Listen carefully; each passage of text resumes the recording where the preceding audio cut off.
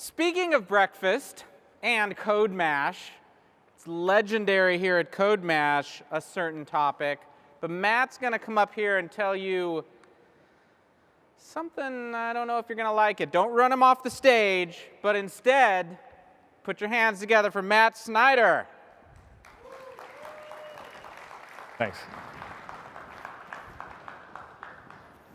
So who here likes bacon? Raise your hand. Yeah? Stop buying it. It's a joke. Let's see. Oh, there we go. So my name is Matt Snyder. I like to make things from Northeast Ohio. Some things I like to make include bourbon-based things like old fashions, mint juleps. I like to smoke all kinds of meat and to make fun jello shots and even make things like battle shots because that's fun to play when you're drinking bourbon. I also make an awesome beard. This is my wife's favorite picture. She loved the beard. I might have to bring it back for her. So. I also make things at user testing. And yes, we're hiring. So let's talk about bacon. Where does it come from? It comes from bacon seed. Because where else would it come from? So once your bacon seed matures, you can get the bacon meat from one of two places of the pig. If you're in Canada, you get it from the back. If you're from America, you get it from the belly. But it's not bacon yet. It's not bacon until you actually cure it. Curing is something they do in a plant where they process the meat. After they pull the skin off, they then run it through this thing that's got all these needles, and the needles just jam into the meat, and they inject all kinds of crap into the meat, right? Including water, sodium nitrates, your flavoring, everything else. When you cook your bacon, does it pop and sizzle? Yes, yeah, probably does, yeah. Do you know why that is? Because all that stuff has all that water injected into it, and oil and water don't mix. So that's why it just explodes everywhere when you cook your bacon. What's interesting is when you cure a meat, it's supposed to dry the meat out, not keep it wet and soggy. But that's what they're giving you. Every time you go to the store and you buy that bacon, you're getting wet, soggy bacon. But you know what? It still tastes pretty amazing, right? So what are we going to do? So I stumbled across this thing online, Amazing Ribs. I started smoking some meat. My wife got me a smoker, and it was awesome. And I just happened to see this thing that said, you can make bacon from scratch, and it's so much better. I'm like, all right. So I read through it, and you know what? It's pretty stinking easy. So this is why you're going to stop buying bacon, because you're going to start making your own bacon, or find somebody you know who makes their own bacon. Because all you got to need to do is find a butcher near you who can give you a side of pork from the belly. Then you're going to buy some nice knives, and you're going to take the skin off. Once you have the skin off, you're going to flavor that bacon however you want. It is so easy. The only main things you need are the pink salt, which you can get off Amazon.com for super cheap.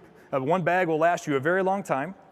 Some sea salt, and then season it with whatever you want. Like this here has got a bunch of pepper in it. It's got some brown sugar, a little bit of maple, and you just put it, and this is a wet cure. You can do a dry cure, which is more complicated. This is a wet cure. So you basically put it all together, you mix it up, and you take half that belly and you put it in this Ziploc bag, and you leave it in your refrigerator for 7 days. That's it, 7 days. Every night you pull it out, you massage it a little bit because it's pretty awesome. It makes it really nice and tastes extra good when you would give it a nice deep massage. Flip it over, put it back in, and then after that 7 days, you throw it on your smoker. All it takes is 2 hours. You cook it at like, you cook it. It's 200 degrees. You get all the smoky flavor in there. You don't want to melt all the fat and stuff on. You want to keep it on there, so that's why you keep the temp kind of low. But that adds in the smoky flavor and it cooks the meat. So after you're done, you can pull it off. You can add some additional seasoning like some cracked pepper. And at this point, you can actually eat it. You don't even need to fry it. And I'll tell you what, it is delicious.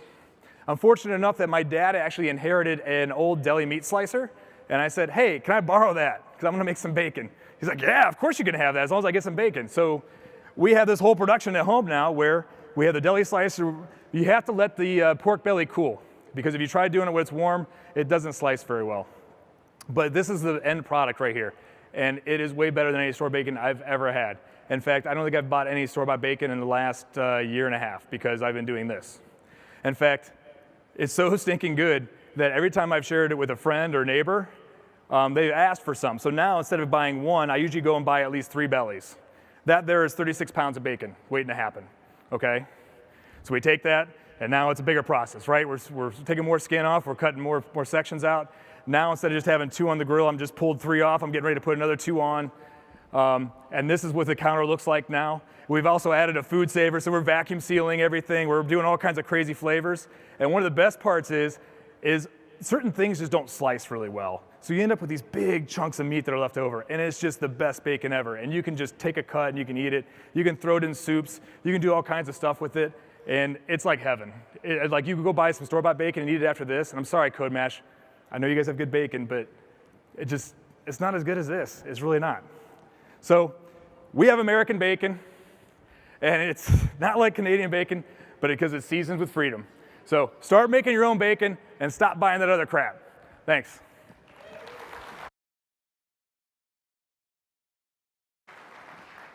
Whew, that turned out better than I had thought it was going to turn out, especially that seasoned with freedom.